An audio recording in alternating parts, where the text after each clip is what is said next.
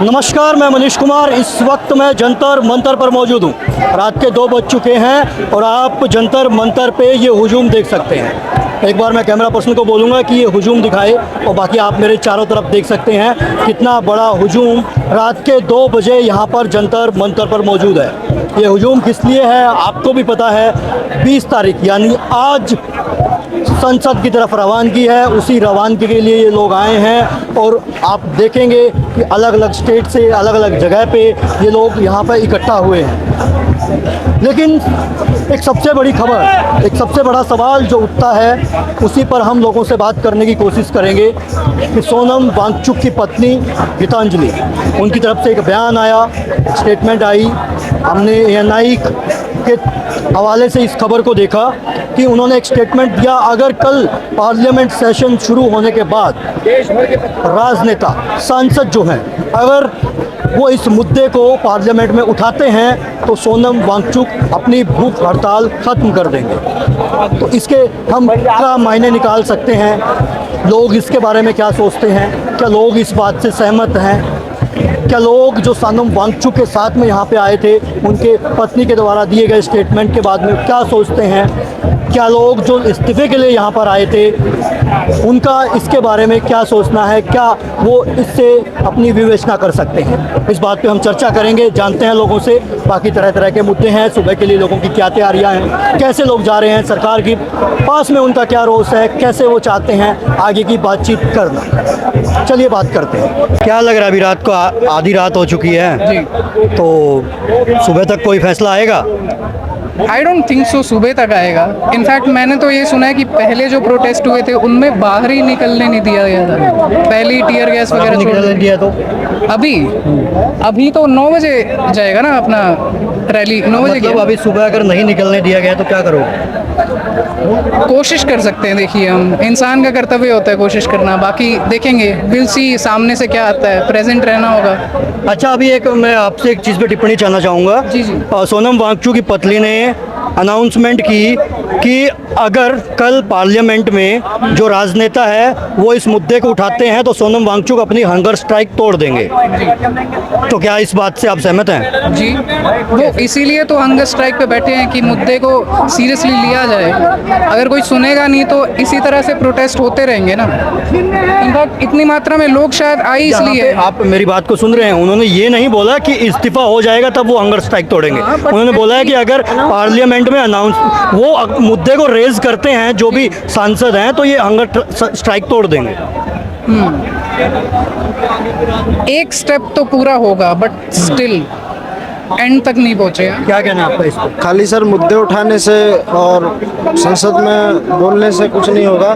थोड़ा हमें ज़मीन पे भी और हमारे पेरेंट्स जो हैं उनको भी विश्वास दिलाना होगा ना कि सरकार ने कुछ किया। जी, खाली ये बोलने वाले तो हम 2014 से बोल रहे हैं कि नया भारत बनाएंगे।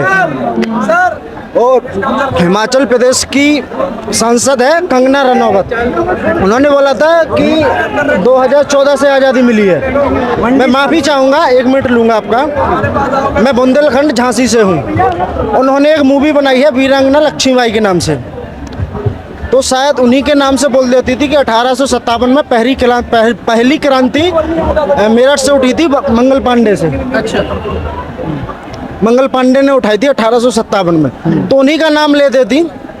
जो उन्होंने वीरांगना लक्ष्मीबाई की नाम की मूवी बनाई है तो वो 1857 में पहली क्रांति आई थी, तो 2014 में हमें आज़ादी नहीं मिली। मैं बस यही कहना चाहता हूँ कि संसद में बातें बहुत हो रही, 2014 से हो रही, हमको ज़मीन पे दिखना चाहिए। जो बयान आया इससे सहमत नहीं हुआ? नहीं है, मेरे को रिजाइन चाहिए। और जो छात्र हैं, ये तो पेपर लीक हो गया, चलो लीक नहीं हुआ, हमें कैसे विश्वास होगा कि पेपर अच्छी तरीके से हो रहा है? ये तो चलो हमें पता चल गया कि लीक हो गया, लेकिन हम कैसे विश्वास करेंगे कि अच्छे तरीके से पेपर हो रहा है? लीक नहीं हुआ लेकिन हमें कैसे विश्वास दिलाओगे? हम इस बयान से फिर कंफ्यूजन फैलेगी, इसका मतलब? जी, आपको दिखाना पड़ेगा। इस स्टेटमेंट से ऑब्वियसली कंफ्यूजन रेज होगी, क्योंकि ये जो 21 दिन से जो आज 20 डे एंड स्टिल रनिंग जो प्रोटेस्ट चल रहा है, इसका मेन पॉइंट यही था कि ये एक इनफाइनाइट हंगर स्ट्राइक है जो तब तक चलेगी जब तक धर्मेंद्र प्रधान का इस्तीफा नहीं हो जाता। लेकिन अगर इन बिटवीन ये बीच में एक वेगस बात निकल के आती है कि अगर पार्लियामेंट के अंदर ये पॉइंट उठा लिया जाए और उसके बाद सोनम वांगचुक सर अगर अपनी स्ट्राइक तोड़ेंगे तो ये बीच में कहीं ना कहीं गड़बड़ की पोजीशन वाली बात होगी, क्योंकि अल्टीमेट एम यही था कि जो कल्प्रिट है धर्मेंद्र प्रधान उसका इस्तीफा होना चाहिए। इस्तीफा होगा, इस्तीफे के बाद भाई अगर एक बंदे का इस्तीफा होगी, अगर कुछ होने, क्या आप ये मानते हो कि उनकी गलती है? सरदार का इस्तीफा होना चाहिए। क्या आप ये सरदार है, देखो अभी हमारी भाई साहब मेरी बात एक बार सुन, मेरा सवाल सुनेंगे आप? सोनम वांगचुक की पत्नी ने ये बोला कि अगर कल पार्लियामेंट में इशू रेज होता है तो सोनम वांगचुक हंगर स्ट्राइक तोड़ देंगे, तो इस वाक्य से आप सहमत हैं? नहीं है, ये बिल्कुल उनसे बात की गई है। मेरे पिताजी 2 बार के नगर पालिका अध्यक्ष हैं। मैं इस राजनीति में बिल्कुल पला बड़ा हूँ। मेरे पिताजी राजनीति से हैं। मेरे पिताजी ने मुझे यहाँ भेजा है। मैं चंबल से आता हूँ, श्योपुर शहर से आता हूँ। मेरे पिताजी निर्दलीय नगर पालिका अध्यक्ष बने, उन्होंने मुझे भेजा है। पहले हम भाजपा में हुआ करते थे।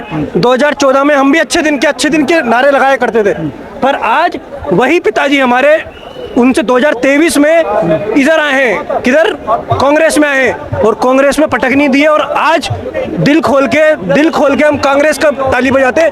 कांग्रेस हम ये नहीं चाहते, हम कांग्रेस का मैं सपोर्ट करने नहीं आया कांग्रेस का। मैं ये बताने आया हूँ कि ये जो पूरा फैलाया हुआ जाल है, ये बहुत मकड़ जाल है।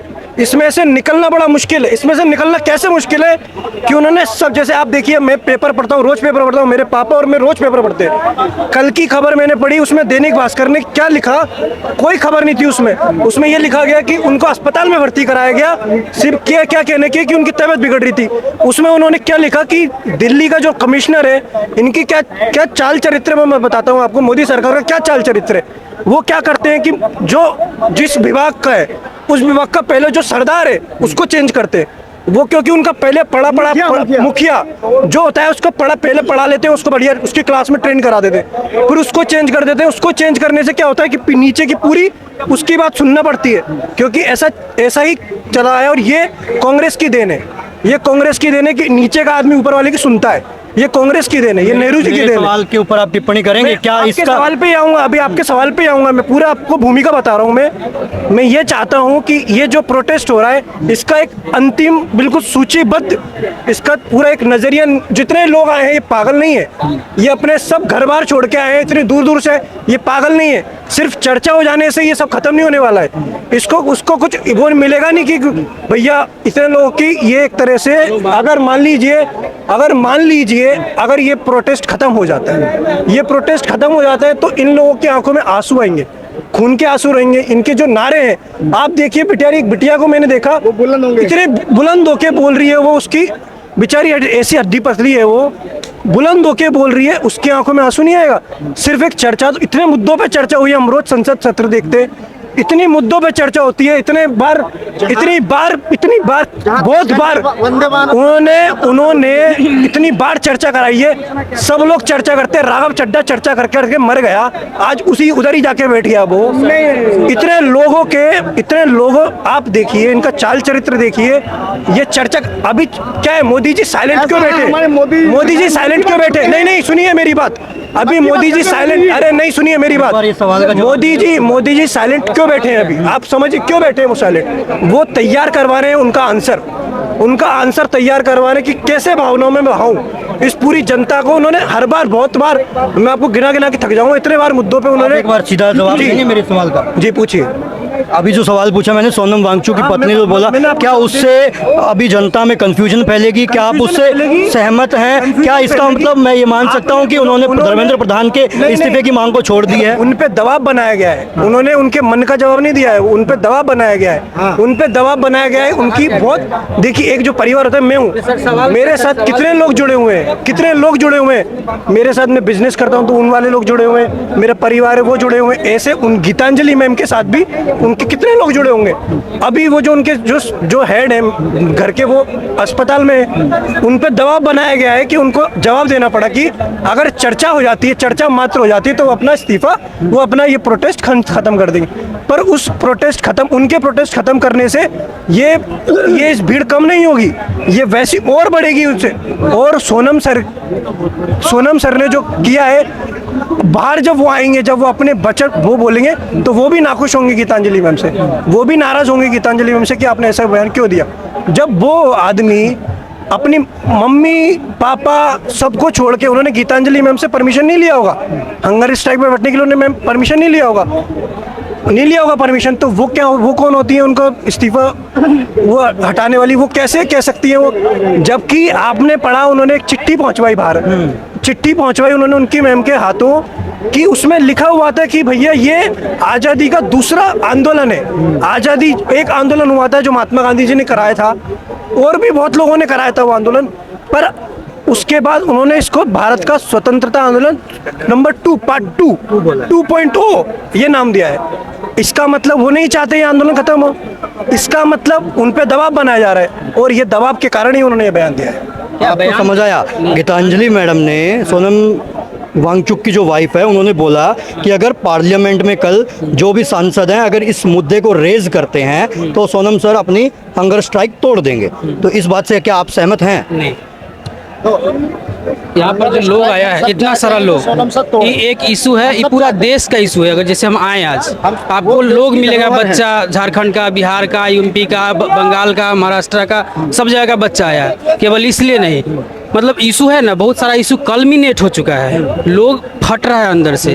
केवल पेपर लीक मुद्दा नहीं है, मुद्दा और भी बहुत सारा है। अगर आप देखिए, विकास के नाम पर ही सरकार आई थी ना, पूरा देश में हर राज्य में पेपर लीक का एक जाल बिछा हुआ है, ठीक है, और उससे करोड़ों लड़का बच्चा का ज़िंदगी बर्बाद हो रहा है, और लोग करोड़ों कमा भी रहे हैं उससे, सरकार के लोग उससे करोड़ों कमा रहे हैं, और पूरे देश में पेपर लीक हो रहा है, इस पर कोई सुनवाई नहीं। इसलिए इस्तीफा नहीं हो रहा है, क्योंकि एक इस्तीफा होने के बाद धड़ और भी इस्तीफा हुआ, कोई जांच नहीं बैठता है। ये सरकार भगवान के नाम पर आई थी, राम के नाम पर आई थी, मंदिर में लूट हो गया, कोई कुछ नहीं बोल रहा है। लोग मतलब ये आप ये एवरेज एज देखिए यहाँ का लोगों का, 30 साल है।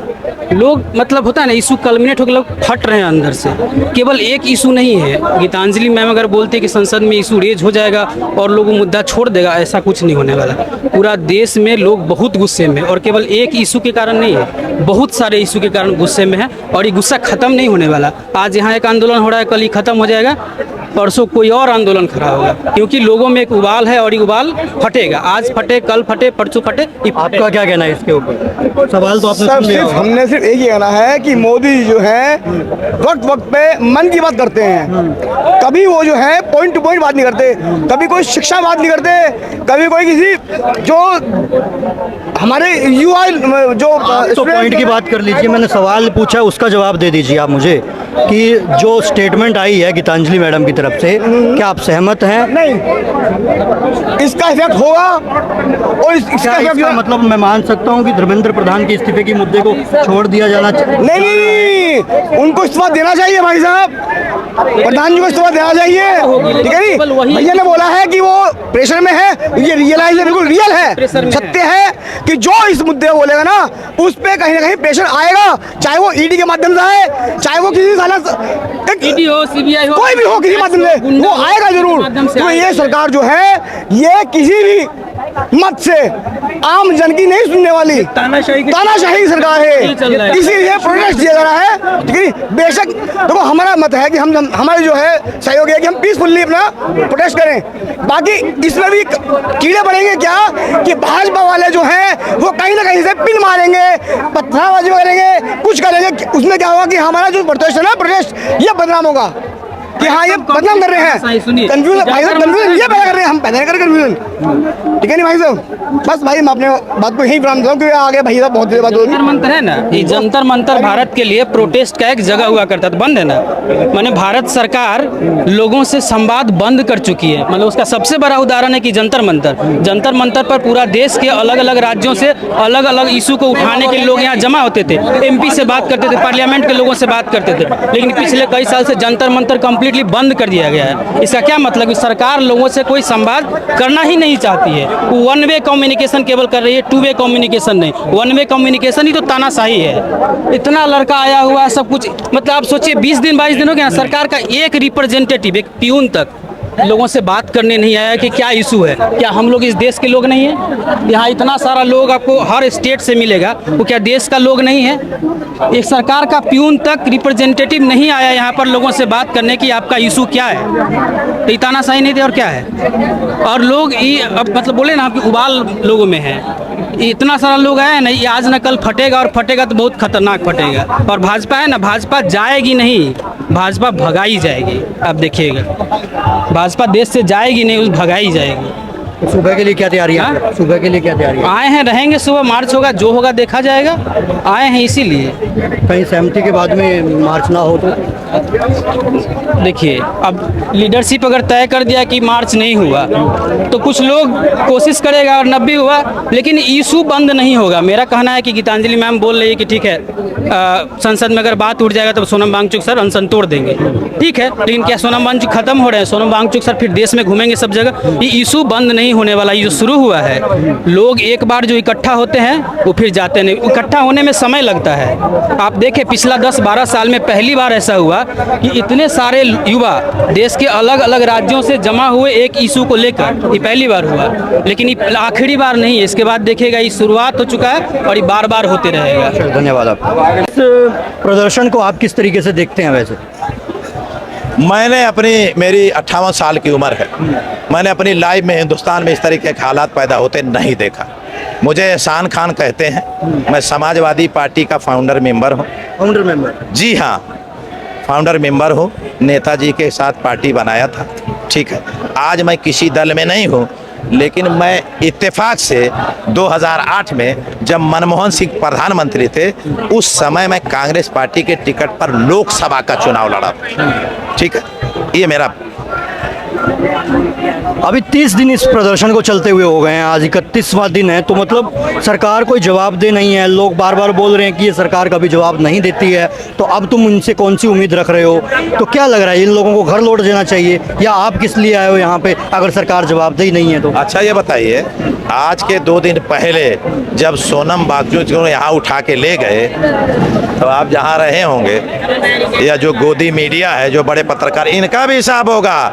ये जितने बड़े चैनल हैं ना, सबका हिसाब होने वाला है। जो बेईमानी कर रहे हैं, अभी तक इसको कवरेज करने में शर्म आ रही है। देखिए ये हालत है, सारा स्टेशन भरा हुआ है, सारा स्टेशन भरा हुआ है। इतना क्राउड आ रहा है कि आप अंदाजा नहीं लगा सकते। अभी मैं आ रहा था तो अमेरिका से, फ्रांस से, जर्मन से जो फ्लाइटें आ रही हैं, हर फ्लाइट में यहाँ के लिए लोग आ रहे हैं, एयरपोर्ट से सीधे यहाँ आ रहे हैं। ये हालत है। अच्छा, मुद्दा यहाँ का था कि इस्तीफा के लिए ही आ रहे हैं और इस्तीफा ही लेकर जाएंगे, जो सब लोग अपनी मांग यहाँ पे रख रहे हैं। अगर मैं यहाँ 1000 लोगों से बात करूँ, 1000 में से 900 लोग ये बोलेंगे कि मैं पूछूं कि आप किस लिए आए हैं, तो धर्मेंद्र प्रधान के इस्तीफे के लिए।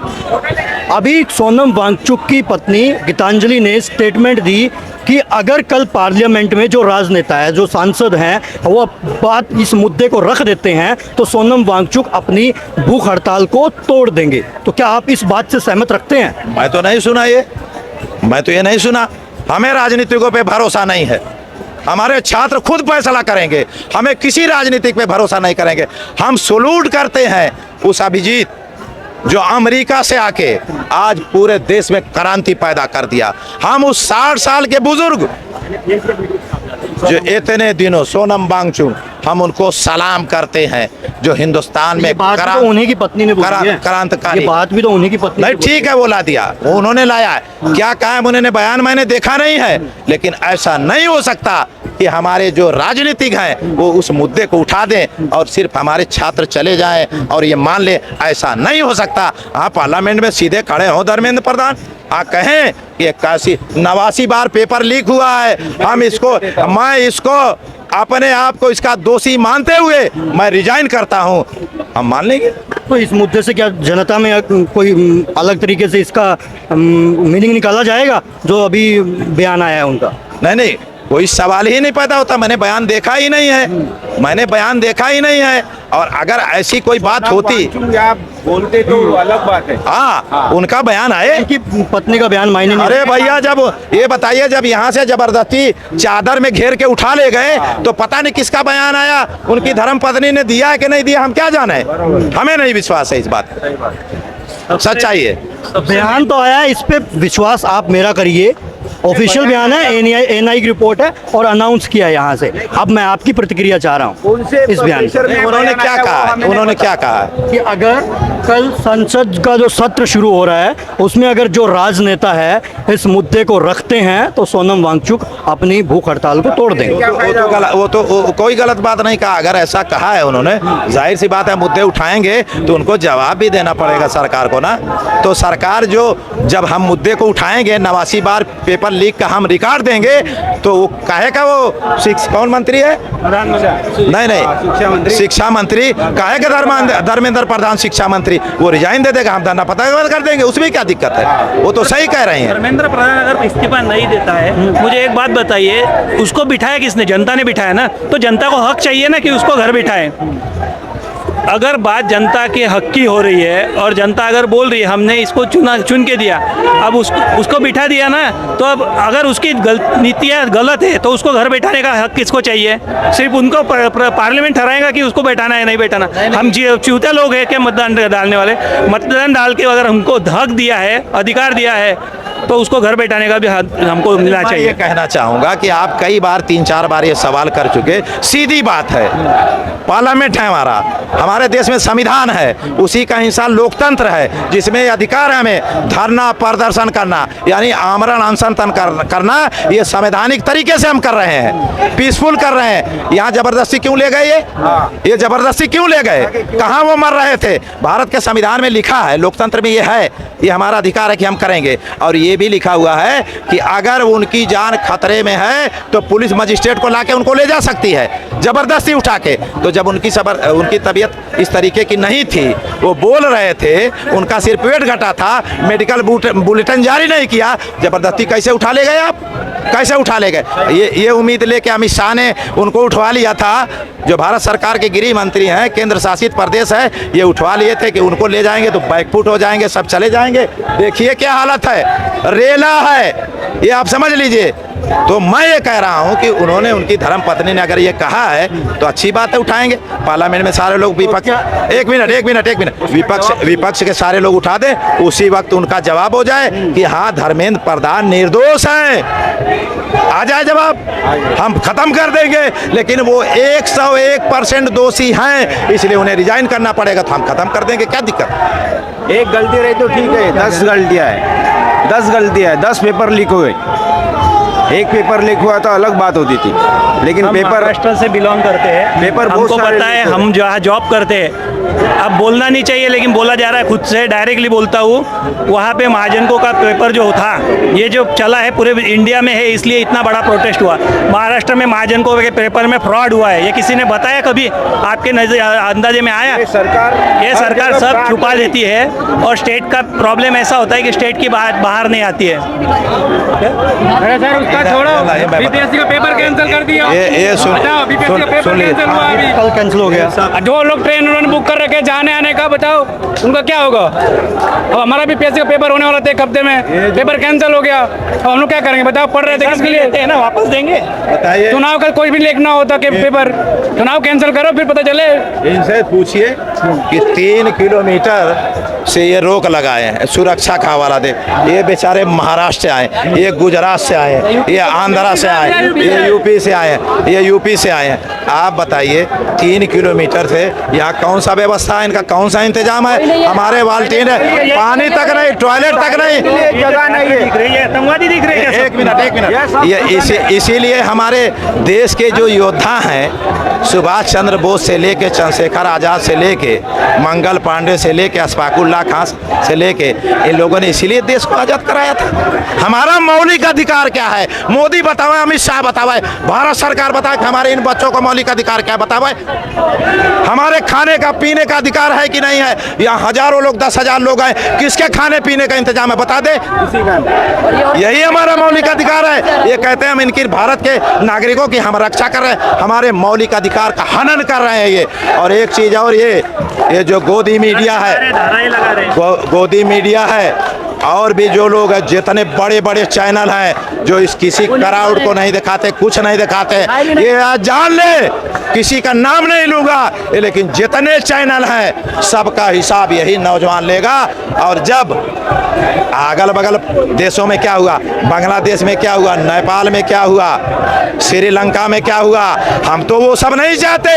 हम शांतिपूर्वक चाहते हैं, सरकार को शांतिपूर्वक मनवाना चाहते हैं। लेकिन याद रखे, सरकार जब दमन करेगी, जब तानाशाही करेगी तो आवाज उठेगी। शांतिपूर्वक है तो आप गोली चला के ख़त्म नहीं कर पाएंगे। वो हालात बन चुके हैं। कल पीसफुल हमारा मार्च होगा। महाराष्ट्र से हमारा भाई आया है, यूपी से आए हैं, हैदराबाद से आए, राजस्थान पे आए, उत्तर गुजरात से आए हैं, तेलंगाना से आए हैं, तमिलनाडु से आए हैं, केरल से आए हैं।